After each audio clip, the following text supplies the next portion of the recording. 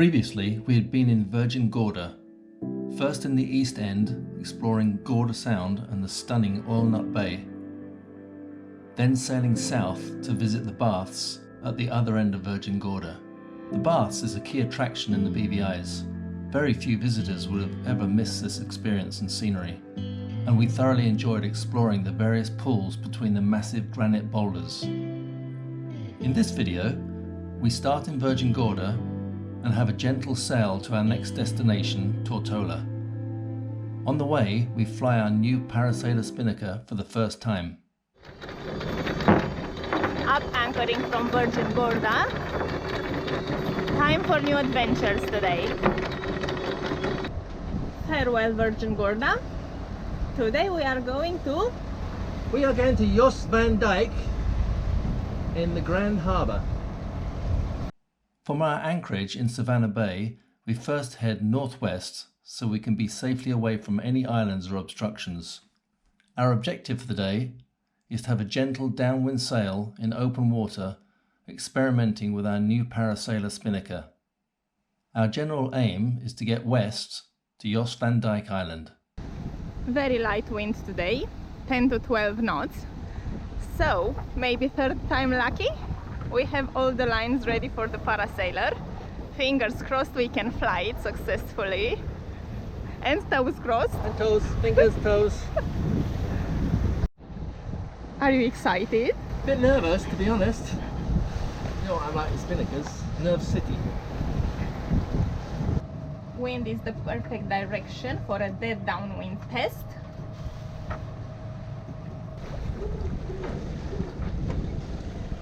Tube goes up first.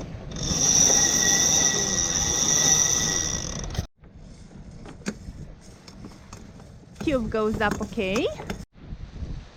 With the snuffler tube fully raised on the halyard, Guana is now holding the snuffler pull-down line while I take my time to get the two tack lines and two sheets attached to the sail. The lower corners of the spinnaker, the tack and the clew, are conveniently clipped to the carbon fibre snuffler so you can be certain the sail is not twisted inside the sock. It's just a matter of clipping on the sheet and tack line to each corner of the sail, and at the same time making sure these lines are outside all the lifelines and pulpit structure. With the four lines secured on the sail, the tack and the clew are then unclipped from the snuffler, ready for launching. We even wear gloves for this one. Here I've just clipped on the port side lines, and now the starboard two lines. Oh, quite a bit of pull. Okay. We raise the sock with the boat on a broad reach and the spinnaker line set up like you would an asymmetric, with port side tack line and starboard side sheet taking all the effort. The sock goes up really easily and the spinnaker immediately fills. After a bit of dramas, it's up and flying nicely. I tell you what, it's a nice size. Whoa! Doesn't it look nice? Wonderful. Engine off. And peace.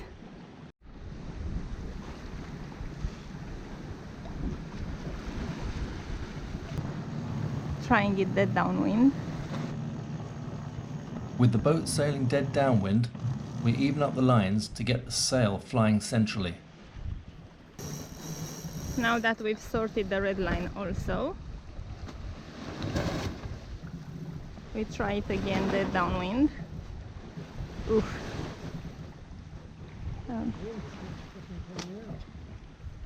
Yeah, we blame it on the wind. Looks nice though. Only 9 knots of wind now. Oof. Although designed to fly dead downwind without a spinnaker pole, we found the sail wanted to roll from side to side.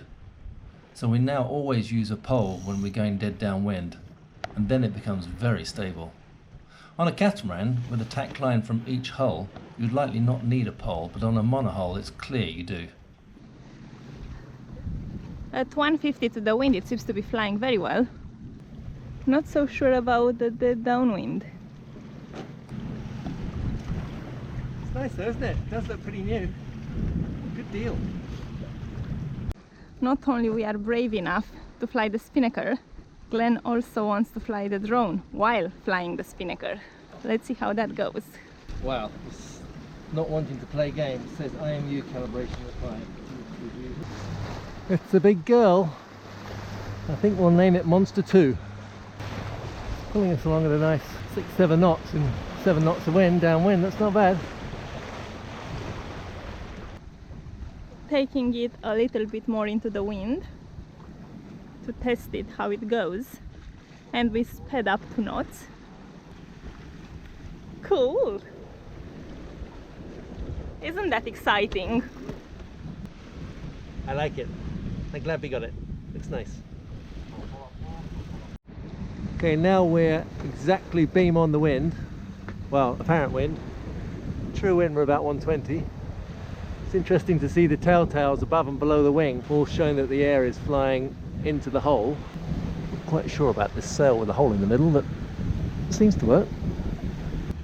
Very stable on this angle, isn't it?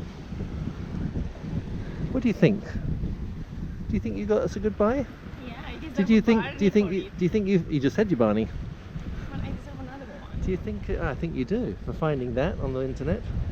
You're a brilliant search and find. Yes. Now, on this point of sailing, we could actually have the main up as well, but one thing at a time. Let's see how the little bugger comes down. Or should I say the big bugger? Doing 6.5 knots now. So on the clue and the tack on each side of the Spinnaker, we've got 2 lines. We've got the sheet, which is the green or the red on this one, and then you've got the tack line, which is the yellow one, which comes down through the bowsprit. And we've got 2 tack lines, one for each corner of the sail, and they're fed back aft. Fed them through these cleats here, and then they go tight down the side deck to the cockpit. So I've taken the tack line through the midships cleat, and then we've also got a barber hauler around here as well, just to pull the sheet down, and then both come back. Tack line to the main winch and sheet to the genoa, so it's good. We've got all 4 winches being used, 2 on each side. Not going with the speed of light, only 6 knots.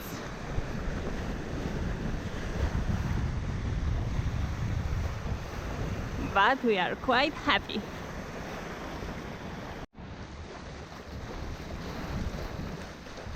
While we are sailing, let's take a look at Tortola.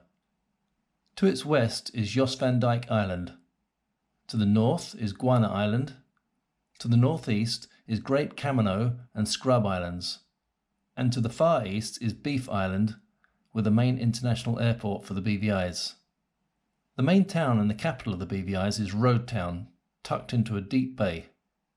The island is 20 kilometres long by 6 kilometres at its widest, and its highest point is Mount Sage at 531 metres above sea level. Right now we're passing Guana Island and the north coast. North side of Tortola, several nice beaches over there, but we are not going to stop. 4.5 knots in 8 knots of wind. Dead downwind now. And back to trying to sail dead downwind. Seems to be wanting to swap sides. Not so nice now. But there, looks perfect. It recovers. Quite nice, isn't it? Yeah, I like it. I like it. A little further along now, we get a slightly different view. Tortola is quite green on this side. It's the highest island in the BVIs.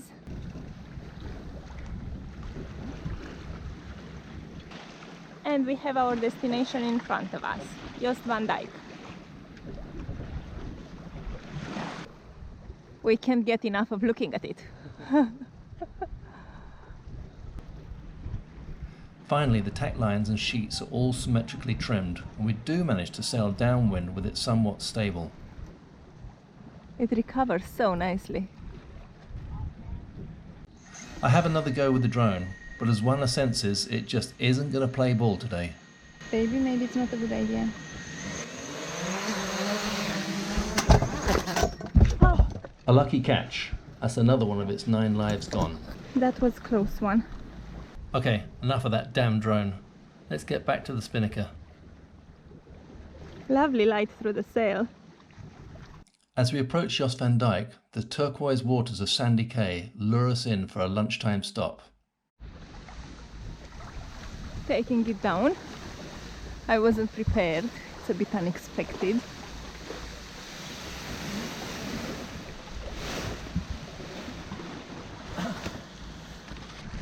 It's down now.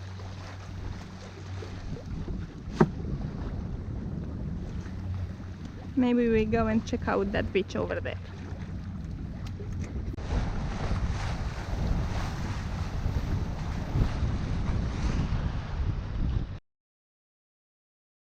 From these aerial views, it's no surprise that Sandy Cay is a very popular day anchorage for charter yachts.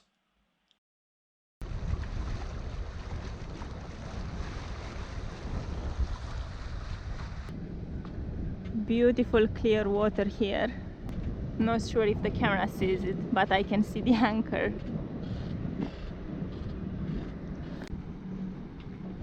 And this is our spot for lunch.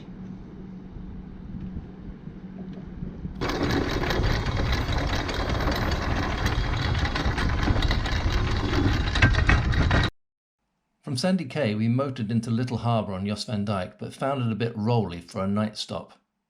And onwards to the Great Harbour, we found no space to anchor because Foxy has completely filled the bay with mooring buoys, which he makes a handsome profit from, and he has left no space for yachts wanting to simply anchor. A bit annoyed by his monopoly, we decided instead to head to Cane Garden Bay on Tortola. Cane Garden Bay on Tortola, our anchorage for tonight.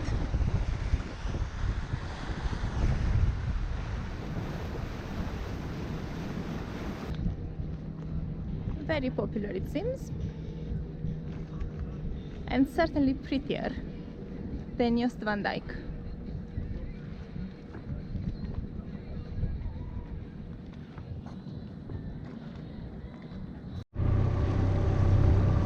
Taking a trip ashore to check out the scene. Beautiful glow in the sky.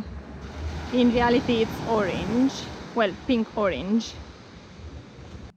The next day, wanting somewhere safe and calm to moor while we explore Tortola, we head into Sopers Hole. Next morning, we are in a rush to leave Cane Garden. It was very uncomfortable. Swell is coming in. Horrible, horrible night. So we are seeking shelter in Sopers Hole. Sopers Hole is a very safe little harbour at the west end of Tortola.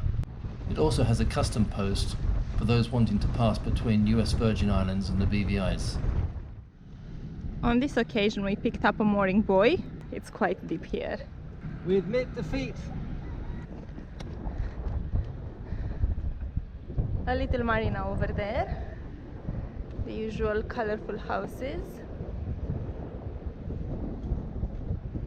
Just as we finished with mooring, the heavens opened up, giving us a good opportunity to desalt the boat.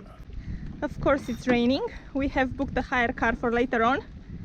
But in the meantime, it's rinse-off time. With free water. In the afternoon, we start our road trip around Tortola, starting at Sopers Hole. Some very nice buildings here where the marina used to be. Going for a road trip around Tortola. Sopers Hole, where we're on a mooring buoy there. This used to be quite an exclusive little place. And down there is the evidence of Irma. Lots of wrecked yachts on their side, upside down. And this is just part of where the boats were washed up. This is what's left of a catamaran. Just look at it. Absolute disaster. We then head around the coast up to Cane Garden Bay, where we had previously anchored. We are on the northwest side of Tortola now. Believe it or not, this is the main road on the island. 5 minutes into the journey, we're already off-road. By design or not? I'm glad we didn't rent a scooter for this one. Here we're passing through the small settlement of Long Bay. Of course it's raining again. Cane Garden Bay, where we were anchored last night. Swell still coming in. Very pretty bay. Crystal clear water. There is the beach. We walked on it in the evening, so we couldn't really capture it on camera.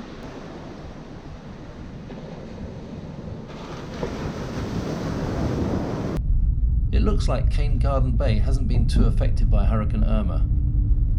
It had probably been protected by the high ground behind it, where you can see the hillside vegetation is still recovering. View over the same Cane Garden Bay from the other side. Some of the houses are rebuilt. We've spotted a nice blue roofed one there. And that's our rent-a-wreck for these days. From Cane Garden Bay we take the mountaintop road and get a nice view down over Road Town.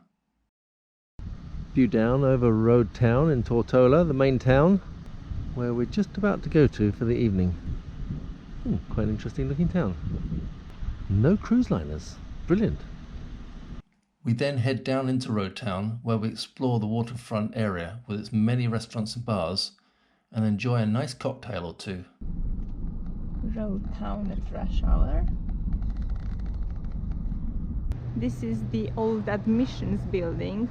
Not sure what that was. Well, I guess you come away when you've got something to admit to. Captain is taking me out in Road Town. What are you having? Got a shirt on, sure, taking it off. I have a champagne cocktail. And we're the first customers in Road Town, Christian's Bar. And this is Christian there. What have you got? Boring missionary. You got a missionary. She's one of starting with a missionary position. Sorry, missionary drink. And I've got the champagne cocktail with Nany. And over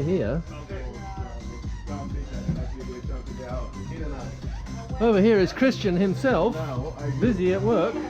Oh, look out, that's a big one. Do you know where the beach is? It's that way.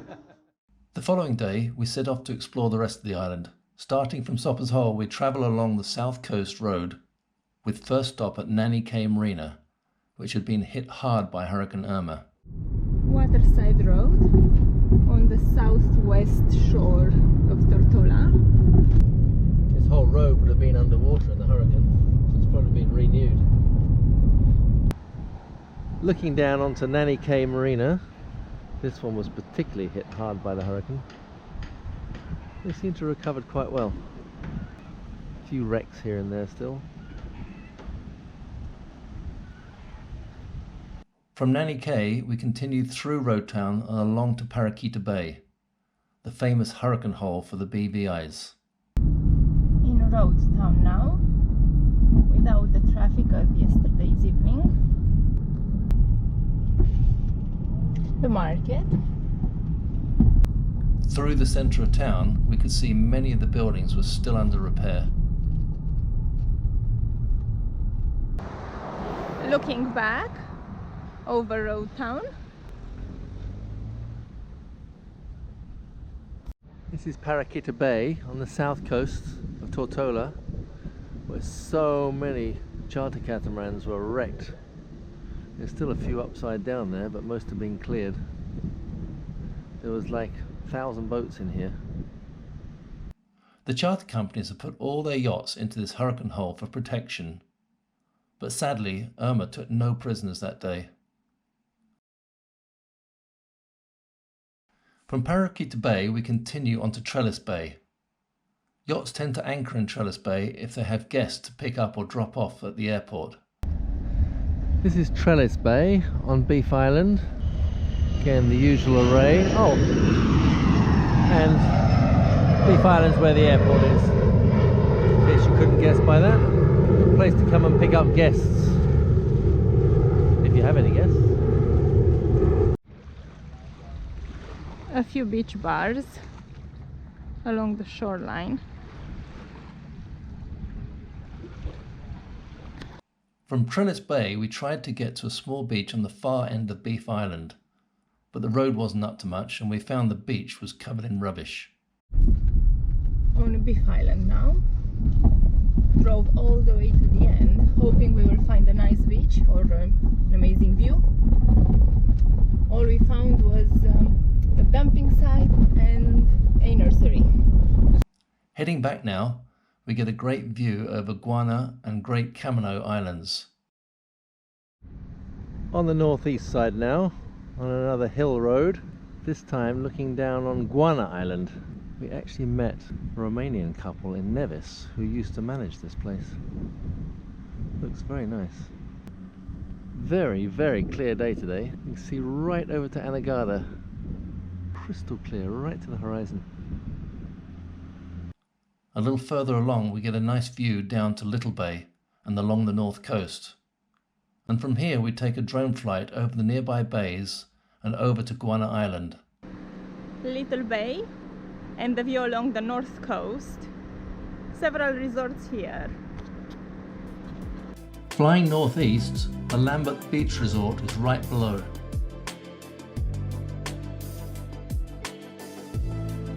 Then Little Bay with some rather nice houses around it.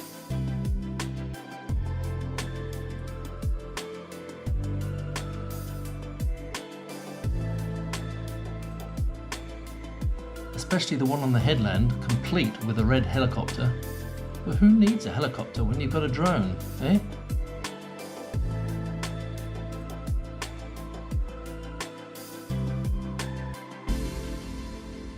In this panorama, the drone is just west of Guana Island that we're now looking down onto.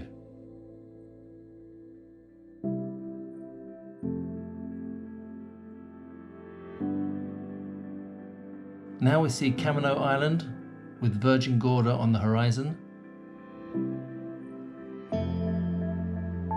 And now Beef Island with the runway visible below.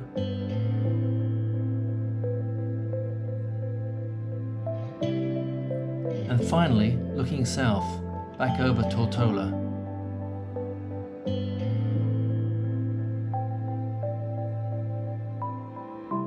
Further along this mountain ridge road, we get another nice view down over Road Town, before going north to see Road Bay and Trunk Bay. Nice view over Road Town from here. Rogue Bay, which was recommended to us as one of the best beaches in Tortola. It's a bit of a rough road here, so we don't have the car for it. Trunk Bay, the next one along. Again, we cannot really drive to it, but we have found some very nice properties here, like this one in front of me with an infinity pool overlooking the bay. From these north coast bays, we head to our final destination, Brewers Bay, a deeply set bay with a very nice beach. Brewers Bay. Hardly anybody on the beach, although it's a Saturday. A beach bar at the very end. Otherwise it's deserted. We then complete our Tortola circumnavigation, arriving back to Cloudy Bay. This concludes our excursion of Tortola. Back to Mothership. How did you enjoy the island? It was quite nice actually, surprisingly. It was much better than I thought. Very interesting. Not great beaches, but interesting island. I agree. And we had some rain. Look how clean she is after this rain. Farewell BVIs. Next stop USVIs.